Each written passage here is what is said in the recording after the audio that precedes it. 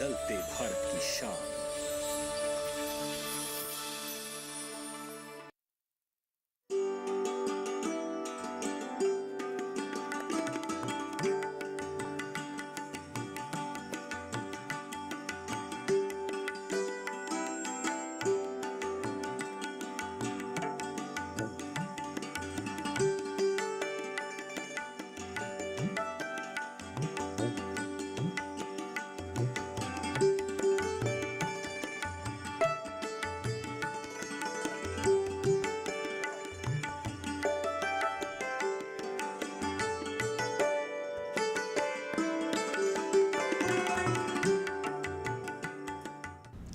नमस्कार किसान भाइयों और बहनों, सरसों शिक्षा कार्यक्रम की चौथी कड़ी में आप सभी का स्वागत है।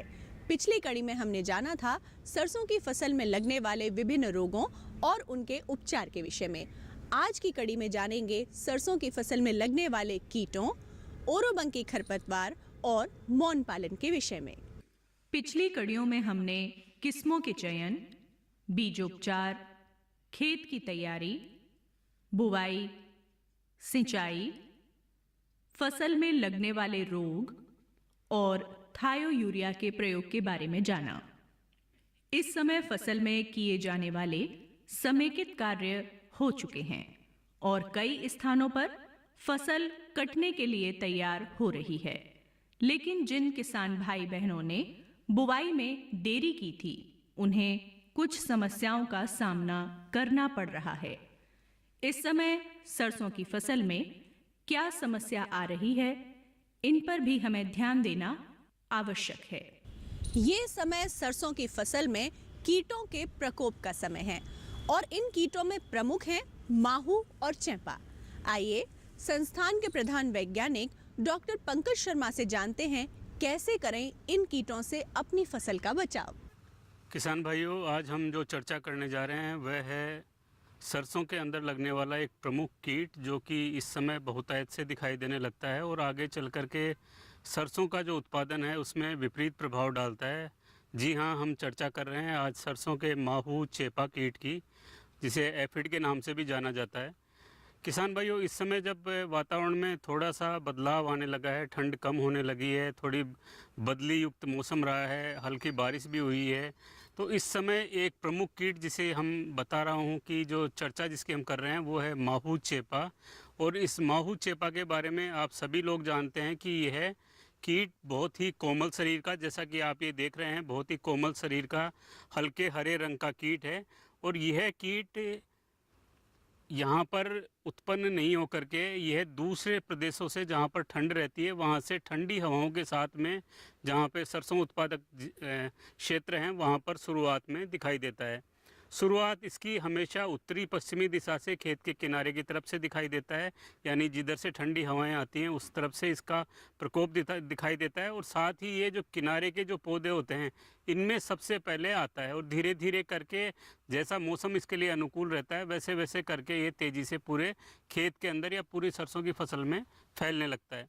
यह कीट प्रमुखता से ऊपर की तरफ, यानी जहाँ पर पौधे का सबसे कोमल भाग रहता है, यानी जैसा कि आप ये देख रहे हैं जो पुष्प क्रम वाला भाग है जहाँ पर फूल बन रहा है वहाँ पर ये दिखाई देता है। और यहाँ पर यह कीट अपनी वंश वृद्धि करता है, यानी एक बार आकर के बैठ जाएगा, उसके बाद में चूंकि ये रस चूसक कीट है, रस चूसना शुरू कर देगा और रस चूसने के साथ साथ में ये अपनी वंश वृद्धि भी शुरू कर देगा। यानी इस कीट के अंदर अंडे नहीं दे करके सीधे बच्चे देने की क्षमता होती है, तो इनकी वंश वृद्धि बहुत तेज़ी से होने लगती है। और यह सभी कीट समूह के अंदर बहुत सारे कीट होते हैं तो रस चूसते रहते हैं और इन रस चूसने की वजह से जो पौधे का ऊपर का भाग है जहाँ पे फलियाँ बननी हैं वह क्षेत्र आपका, जैसा कि आप ये देख रहे हैं, जो फलियां छोटी बनी हुई हैं ये भी विकृत आकार की होने लगती हैं। और कुछ बड़ी फलियां जिनके ऊपर अगर समूह में अगर बहुत सारा माहू चेपा लगा रहता है तो वो फलियां भी विकृत होने लग जाती हैं। ऐसी फलियों के अंदर किसी भी प्रकार का दाना नहीं बन पाता है और दाना नहीं बनने की वजह से फसल के अंदर उत्पादन पर विपरीत प्रभाव पड़ता है। कई बार जब मौसम ऐसा अनुकूल कीट के लिए रहता है कि यानी हल्की बदली छाई रहती है, थोड़ी गर्मी तेज़ हो जाती है, यानी गर्मी हल्की बढ़ने लगती है ठंड के बाद में, उस समय ये तेज़ी से फैलने लगता है। और तेज़ी से फैलता हुआ ये पूरे खेत में एक समान लगभग इस कीट का 10 से लेकर के लगभग 100% तक नुकसान इस कीट की वजह से इस फसल के अंदर देखा गया है। और कई बार जब ऐसा होता है कि सरसों का पूरा पौधा जहाँ पर ये कीट लगा हुआ है ऊपर की तरफ, वहाँ पर धीरे धीरे करके जब कीट ख़त्म होता है उस समय फिर ये पूरा काला पड़ जाता है, जहाँ पर एक फफूंदी जो मोल्ड है उसकी वजह से वृद्धि होने लगती है।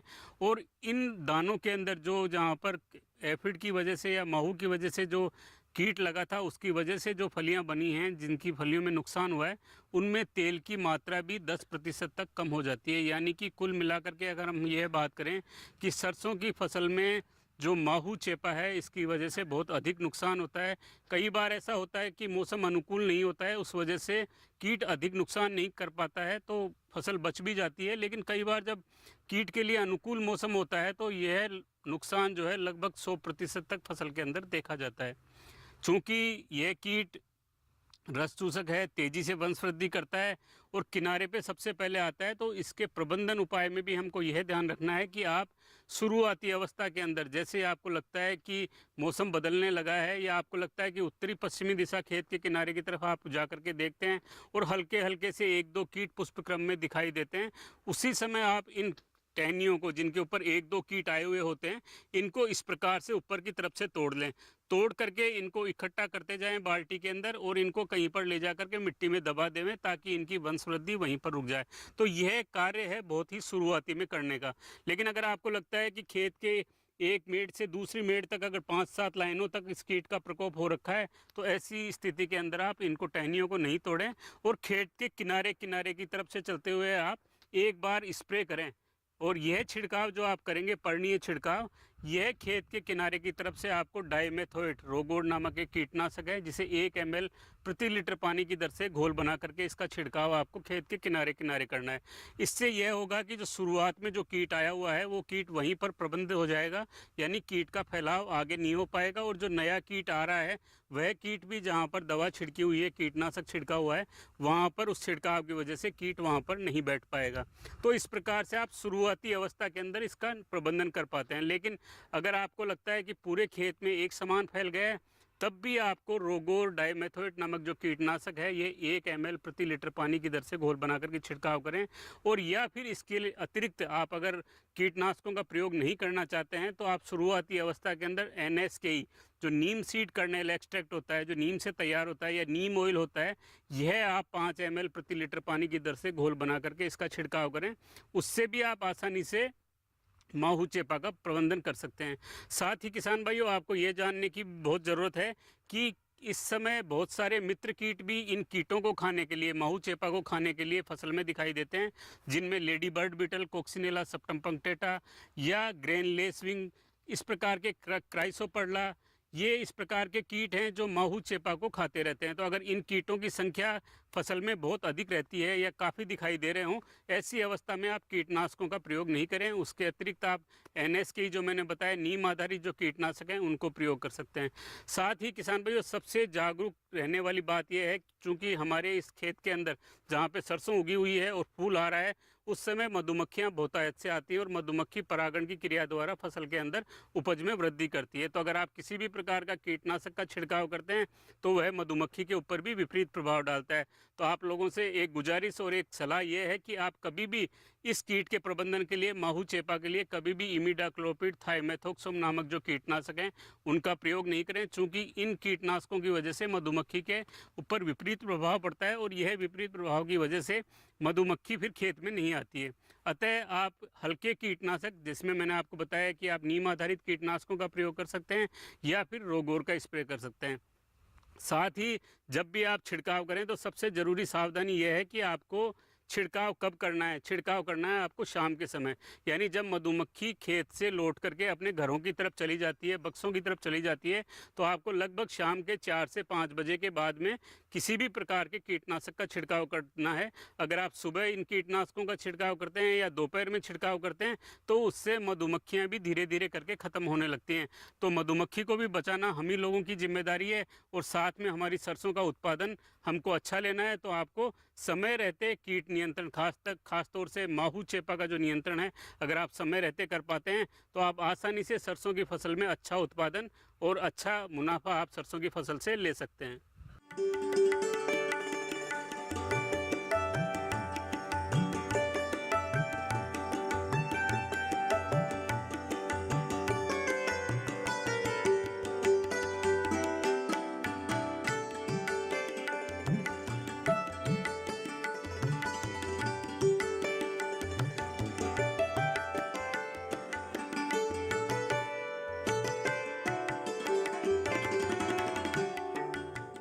सरसों की फसल में इस समय प्रमुख समस्या होती है ओरोबंकी खरपतवार की। ये खरपतवार जमीन से सारे पोषक तत्वों को चूस कर उन्हें नष्ट कर देता है। आइए जानते हैं संस्थान के प्रधान वैज्ञानिक डॉक्टर RS जाट से कैसे करें इस खरपतवार से अपनी फसल की सुरक्षा। किसान भाइयों, जैसा कि आप देख पा रहे हैं, ये एक परजीवी पौधा है, खरपतवार है जो सरसों की जड़ों में लगता है। ये सरसों की फसल को बहुत नुकसान पहुंचाता है, कहीं कहीं पर 70% तक फसल का नुकसान हो जाता है। ये ओरोबंकी को हम लोकल भाषा में गुड़िया भी कहते हैं और इसको होली का मावा भी कहते हैं और कई जगह अलग रूखड़ी भी कहते हैं। तो इस तरह से हमारे लोकल में जैसे भरतपुर, आगरा, मथुरा, यहाँ पर इसको गुड़िया के नाम से जाना जाता है। ये बहुत ही हानिकारक पौधा है, सरसों की जड़ों में उगता है और बहुत नुकसान पहुंचाता है। पोषक तत्व लेता है सरसों की फसल से, जैसे पानी हुआ और जो भी पोषक तत्व हैं, नाइट्रोजन हुई, फास्फोरस हुई, पोटेशियम हुई, कार्बोहाइड्रेट्स हुए, और इनको ये लेता है और अपनी बढ़वार करता है, जिससे सरसों की फसल को नुकसान होता है। और ये मुख्यतः जहाँ पर बलुई मिट्टी है या बलुई दोमट मिट्टी है वहाँ पर ज़्यादा पाया जाता है। सरसों की फसल बोने के 10 से 15 दिन में ये उगता है। उगने का कारण ये है कि सरसों की जड़ों में से कुछ केमिकल निकलते हैं, केमिकलों का स्राव होता है जो ओरोबंकी के बीजों को उत्तेजित करते हैं और उनका अंकुरण कर देते हैं। उसकी वजह से ये सिर्फ सरसों की फसल में ही लगता है। बाकी अन्य फसलें भी हैं, जैसे टमाटर है, बैंगन है, मिर्ची है और धनिया है, इनमें भी ये खरपतवार पाया जाता है। लेकिन हमारे इस एरिया में मुख्य रूप से ये सरसों की फसल में उगता है और नुकसान पहुंचाता है। जैसे कि आप देख सकते हैं कि ये बिल्कुल जहाँ पर सरसों के पौधे हैं वहीं पर ये उगता है और ये सरसों की जड़ के अंदर से निकल के बाहर आ रहा है। और आप मेरे हाथ में जो लिया हुआ है उसको भी देख सकते हैं, ये सरसों की जड़ है जिसको इसने पकड़ रखा है और ये दोनों बाद में एक हो जाते हैं।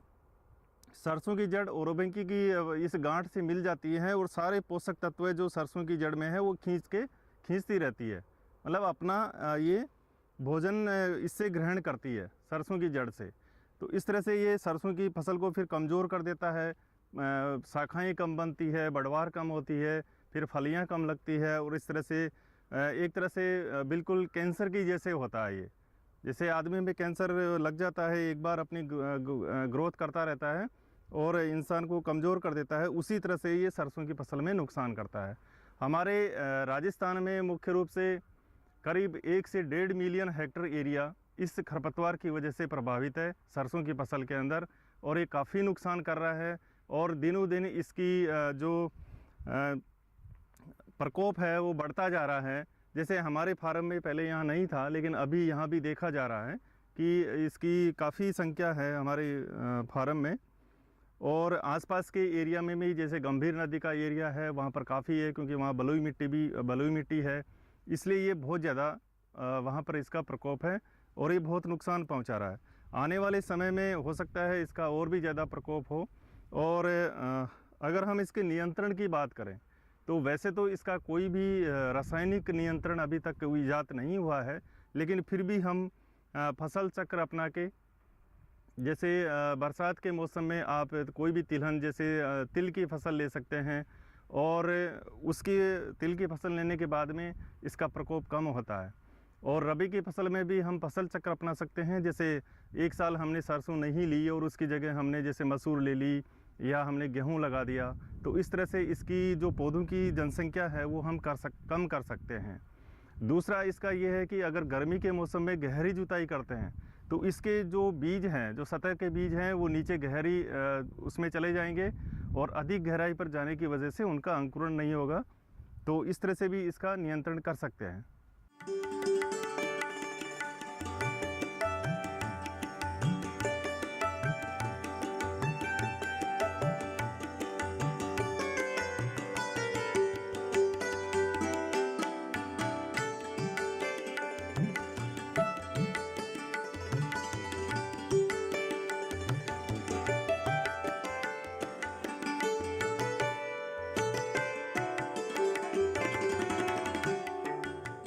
सरसों की फसल के लिए परागण बेहद आवश्यक होता है। परागण होता है मधुमक्खियों के द्वारा, जिन्हें किसान का मित्र भी कहा जाता है। तो क्या है मौन पालन की प्रक्रिया, आइए जानते हैं विस्तार से। खेती में बहुत से ऐसे जीव जंतु हैं, कीट हैं जो हमारे काम के होते हैं, लेकिन उसके बारे में हमारी धारणाएं कुछ अलग अलग होती हैं। अब जैसे मधुमक्खी को ही लें, सब जानते हैं कि ये हमारा एक ऐसा मित्र कीट है, या कीट की श्रेणी में तो नहीं भी रखें तो ज़्यादा बढ़िया है। ये तो मित्र है हमारे लिए, खेती के लिए, जो हमारी ऐसी फसलें जो क्रॉस पॉलिनेटेड होती हैं, परपरागत फसलें होती हैं, उनके लिए तो ये बहुत ही ज़्यादा उपयोगी है। अब सरसों की फसल देखिए, इस समय कहीं कहीं सरसों पक रही है और कहीं कहीं अभी जो विलम्ब से बुवाई हुई थी वो सरसों अभी खेतों में आप देख सकते हैं खड़ी हुई है। और आप देख रहे हैं कि इसमें चारों तरफ मधुमक्खियाँ घूम रही हैं और हर फूल पर, एक फूल पर बैठ रही हैं तो दूसरे पर भी जा रही हैं। तो ये हमारे लिए बेहद लाभकारी है। डॉक्टर साहब जी, हम आपसे ये जानना चाहेंगे कि सरसों अनुसंधान निदेशालय ने इस पर कुछ काम किया है कि ये मधुमक्खी हमारे कितने काम की है उत्पादन बढ़ाने में? हाँ, देखिए, सरसों अनुसंधान निदेशालय ने मधुमक्खी के ऊपर भी एक तरह से बहुत सीधा काम नहीं किया, लेकिन जैसे हमारे कई केंद्र हैं जो मधुमक्खी पालन के ऊपर काम कर रहे हैं, और हमने ये पाया है कि सरसों ही नहीं, अगर कोई भी अन्य फसल हो, जो भी फूल वाली फसलें, तो जैसा आपने कहा कि मधुमक्खी का बहुत बड़ा योगदान रहता है। इससे क्या होता है कि फसलों के पर परागण की प्रक्रिया बढ़ जाती है, और अनुसंधानों में हमने देखा है कि करीब करीब हर फसलों के अंदर 15 से 20%, 25% तक इसमें उत्पादन में बढ़ोतरी होती है, गुणवत्ता में भी सुधार होता है। जैसे आप ये सरसों की फसल को देख रहे हैं, तो चूँकि इसमें आपने देखा होगा कि फूल बहुत समय तक रहते हैं, तो विगत कुछ वर्षों से हमने मधुमक्खी पालन को, जो सरसों के किसान हैं उनके बीच में, कि सरसों के किसान साथ के साथ मधुमक्खी पालन भी करते हैं तो उनको एक दुगना फ़ायदा होगा, क्योंकि बहुत समय तक इसके अंदर फूल रहते हैं, तो आपको एक इतना समय मिल जाता है कि काफ़ी समय तक आप अपने बॉक्स रख सकते हैं। तो इसमें जब परपरागण की क्रिया बढ़ेगी तो इसका उत्पादन भी बढ़ेगा, शहद की अतिरिक्त आमदनी भी होगी, और हमारा जो किसान भाई है उसको शहद से, फसल उत्पादन के साथ साथ जो शहद उत्पादन से अतिरिक्त आमदनी भी उसको। तो कितने फीसदी तक इसमें उत्पादन में बढ़ोतरी सरसों में देखी जाती है? सरसों के अंदर हमने ये देखा है कि करीब 15 से 25% तक इसमें जो बढ़ोतरी होती है। और मैं एक जानकारी और आपको देना चाहूँगा कि करीबन आप ये देखिए कि सरसों फसल में कई तरह की फसलें होती है, जैसे ये भारतीय राई है, इसमें करीब 15 से 20% तक क्रॉस पॉलिनेशन होता है। लेकिन हमारी एक फसल है तोरिया जी, वो टोटली क्रॉस पॉलिनेशन होती है, तो वहाँ पर मधुमक्खी का होना बहुत ज़रूरी है। और अभी मैं आपको एक उदाहरण दूं कि पिछले साल में एक आसाम के अंदर ऐसी स्थिति हो गई कि बहुत बड़े क्षेत्र के अंदर तोरिया की फसल की गई थी, लेकिन आसपास में कोई मधुमक्खी नहीं थी, या किसी कारणवश कोई रीजन रहा होगा, तो वहाँ पे उस तोरिया के अंदर क्या हुआ कि जो फलियाँ ही नहीं बनी, उसमें दाने ही नहीं बने। मतलब ये फेल्योर रही, मतलब मधुमक्खी वहाँ जरूरी है, वो जरूरी है।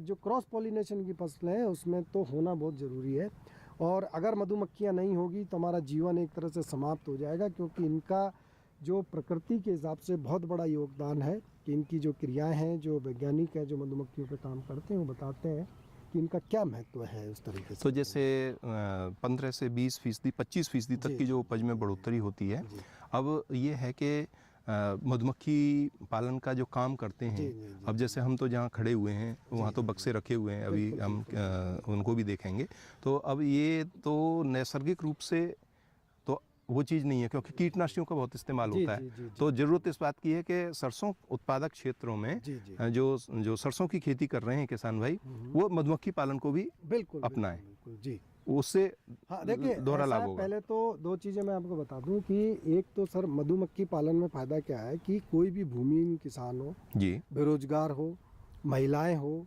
युवा हो, एक साधारण किसान हो, शिक्षित हो, अशिक्षित हो, कोई भी व्यक्ति इसको आसानी से कर सकता है। किसानों के बीच में दिमाग में आती है कि मधुमक्खी पालन है क्या। तो मधुमक्खी पालन में क्या होता है कि मधुमक्खियों की आदतों को समझ के, उनके इशारों को समझ के और उसकी जीवन चक्र को समझ के जब हम उससे इस तरीके से पालते हैं कि अतिरिक्त आमदनी प्राप्त होती है, उसको मधुमक्खी को कम से कम नुकसान हो, इसी को मधुमक्खी पालन कहा जाता है जी। अब जैसा आपने कहा कि सरसों के किसान है, तो मैंने बताया कि सरसों के किसान को इससे अधिकतम फ़ायदा मिलता है। कारण क्या है कि सरसों में जो फूल के जो होते हैं वो करीब 2, 2.5, 3 महीने तक रहते हैं जी। और कई किसान भाई ऐसे भी होते हैं गांव के अंदर है कि किसी ने मान लीजिए 1 से 10 अक्टूबर के बीच बुआई कर दी, किसी ने 10 से 20 अक्टूबर के बीच बुआई कर दी है, तो ऐसी स्थिति में फूल की अवस्था रहेगी। जैसे अभी आप देख रहे हैं कई जगह फसल पक चुकी है और यहाँ पे अभी फ्लावर भी आ रहे हैं जी। तो कोई भी किसान इसको आसानी से शुरू कर सकता है, अगर वो सरसों की खुद खेती कर रहा है तो भी, नहीं कर रहा है तो भी, क्योंकि वो सरसों कहीं पर भी उसकी जगह बहुत ज़्यादा नहीं रोकती। अभी हम आपको दिखाएंगे कि बक्से किस तरीके से एक जगह में आप रख सकते हैं। तो मधुमक्खियाँ करीब 1 से 2 किलोमीटर 3 किलोमीटर तक दूर जाके वो अपना वो इकट्ठा कर सकती। हम ये चर्चा कर रहे हैं कि सरसों की अधिक पैदावार प्राप्त करने में मधुमक्खी पालन की भूमिका है और ये रोज़गार का भी साधन है। तो इस रोज़गार के साधन को बढ़ावा देने के लिए लोगों को किस तरीके से ट्रेनिंग दी जाती है, क्या इसके तकनीकी पक्ष हैं? हमारे साथ में डॉक्टर भीम सिंह यदुवंशी जी हैं और साथ ही साथ एक प्रगतिशील किसान हैं जो मधुमक्खी पालन के व्यवसाय में लगे हुए हैं, हरदयाल जी, वो भी हमारे साथ में, और डॉक्टर अशोक कुमार शर्मा जी भी हमारे साथ में। हम चर्चा, यदुवंशी जी आप ये बताइए कि जैसे एक सामान्य किसान के लिए जी, एक तो ये है मधुमक्खी पालन में कॉरपोरेट वर्क है, जी, लेकिन एक किसान का पढ़ा लिखा युवा लड़का जी, अपने खेत में 5 बक्से 10 बक्से रखना चाहे जी। तो उसके लिए तकनीकी पक्ष क्या क्या है? सबसे पहले उसे क्या सोचना होगा? मधुमक्खी पालन एक ऐसा व्यवसाय है जो कम लागत में अधिक आय देने वाला व्यवसाय है और जो ग्रामीण परिक्षेत्र है उसमें आसानी से चलाया जा सकता है। और जो भारतवर्ष के सरसों उत्पादक ज़िले हैं उसमें आसानी से इसको किया जा सकता है। करीब 3 से 4 महीने तक शहद आसानी से सरसों की फसल में मिल जाता है और सरसों अनुसंधान निदेशालय होने के कारण इसकी तकनीकी मार्गदर्शन प्रोडक्शन में बढ़ाने के लिए रिसर्च हो रही है। बिना खाद पानी के जो है उत्पादन 15 से 20% तक मधुमक्खी के परागण क्रिया के द्वारा बढ़ जाता है। जब मैं आपसे ये जानना चाहता हूँ, ये आपके बक्से रखे हुए हैं हमारे हरदयाल जी के, जी, तो तमाम बक्से, एक बक्से की यूनिट को आप लें जी, तो इसमें लगभग लागत कितनी है और जो मधुमक्खी का चयन है जी, जी।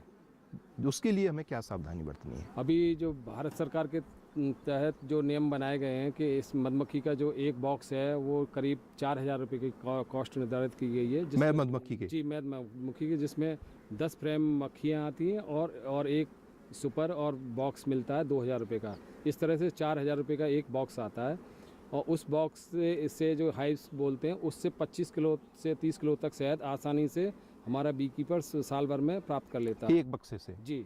एक आर्थिक रूप से लाभकारी यूनिट, उसमें मिनिमम कितने बक्सों की संस्तुति रिकमेंडेशन की जाती जो है? अभी भारत सरकार की तरफ से जो है 50 बॉक्स की यूनिट, 50 हाइव्स की यूनिट संतुलित की गई है, जिसको एक औसत दर्जे का बी कीपर्स या बेरोजगार युवा आसानी से संचालित की जा सकता है और जिसमें सरकार की तरफ से 40% जो है अनुदान मिलता है। 40% जी।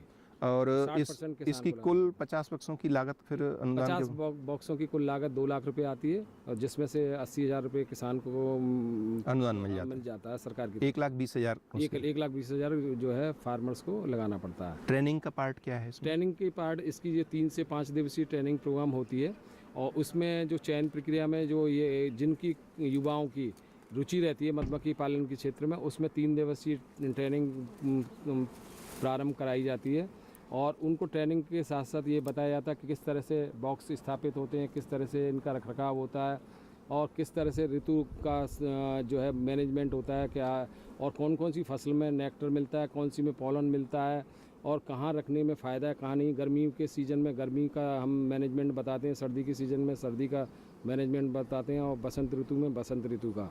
डॉक्टर साहब ये बताइए कि जैसे सरसों उत्पादक किसान हैं जिनके संदर्भ में हम आपसे ये चर्चा कर रहे हैं, जी, जी। तो इसकी कोई खास प्रजाति जो बहुत ज़्यादा लाभकारी हो सरसों के नेक्टर के साथ में, या सभी के लिए इसका एक ही रूप है? हाँ, जो अभी सरसों की जो प्रमुख वैरायटी हैं जो यहाँ पे इंडियन मस्टर्ड हैं और वो काफ़ी अच्छी है रहती हैं और उसमें नेक्टर काफ़ी प्रचुर मात्रा में पाया जाता है। और दूसरी जो अभी हमारी जो एक GM मस्टर्ड की भी यहाँ पे आगमन हो रहा था सरकार के द्वारा, उसमें इतना शहद भी नहीं मिल रहा था, उसमें परेशानियाँ काफ़ी थी, तो वो हम लोगों ने बी कीपर्स ने इसको रुकवाया और जो सरसों अनुसंधान निदेशालय से जो गिरिराज वैरायटी निकाली है, DRMR 1 और 2, भारत 1, भारत 2, और ये सभी वैरायटी बहुत अच्छी हैं जो कि काफ़ी अच्छा नेक्टर दे रही हैं। तो डॉक्टर साहब ये आपने इसकी मिशन के बारे में बताया, इसके तकनीकी पॉइंट के बारे में बताया। अब मैं थोड़ा ये जानना चाहता हूँ कि बक्सों में जो सही तरीके से इसका पालन हो तो उसकी व्यवस्था किस तरीके से की जा सके, हम अपने किसान भाइयों को थोड़ा ना प्रदर्शन करके या खोल के भी देखें। ये अब आपको दिखा रहे हैं, इस तरह से बीज के लिए ऊपर से ढकने के लिए उसका टेम्परेचर मेंटेन करने के लिए एक गनी बैग लगाया जाता है, जिससे उसका एयर कंडीशन बरकरार रहता है। और ये एक फ्रेम है जिसमें ऊपर वाले पोर्शन पे आप देखेंगे वो शहद होता है, नीचे वाले पे वो रहता है। हाँ, नीचे वाले पे आप वो देखेंगे उसमें ब्रूड्स रहते हैं, बच्चे रहते हैं। तो ये इसी के द्वारा ये शहद उत्पन्न प्रक्रिया होती है। और ये जो मधुमक्खियाँ सरसों के फील्ड में जाती हैं जहाँ नेक्टर सबसे ज़्यादा पाया जाता है, और वहाँ से लाके इस नेक्टर में जो पानी के परसेंट है वो 60 से 70% रहता है, उसको सुखा के फिर 18% तक ये ले आती हैं और फिर उसको सील्ड कर देती हैं और वो शहद सील्ड हो जाता है। सरसों का शहद के बारे में मैं आपको बताऊं, विश्व में सबसे ज़्यादा मांग इसी शहद की है, जिसको क्रीमी हनी के नाम से जाना जाता है। और यूएसए में 98% जो शहद सरसों का ही जाता है। तो किसान भाइयों, मुख्य बात ये निकल के आई है कि इसमें बढ़ोतरी की संभावना है, करने लायक व्यवसाय है, खेती को बढ़ावा देने के लिए और किसान की आमदनी को बढ़ावा देने के लिए इसमें क्षमताएं अपार हैं। आज की कड़ी में हमने विभिन्न कीटों, ओरोबंकी खरपतवार और मौन पालन के विषय में जाना। अगली कड़ी में कुछ और आवश्यक जानकारियों के साथ होंगे हम एक बार फिर से आपके लिए हाजिर। तब तक के लिए नमस्कार।